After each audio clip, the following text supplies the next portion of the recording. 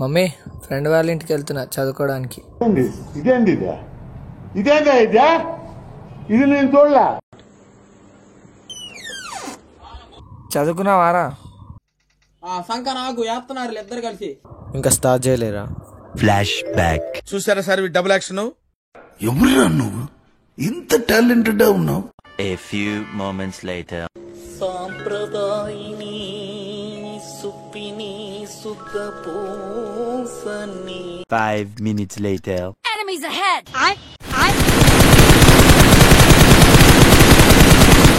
A few minutes later. అరే నేను వాష్రూమ్కి వెళ్ళేసి వస్తారా? సరే పోయిరా పోరా. ఈడు వేయిందా? ఇక చలో చదువుకుందాం. 3:28 AM.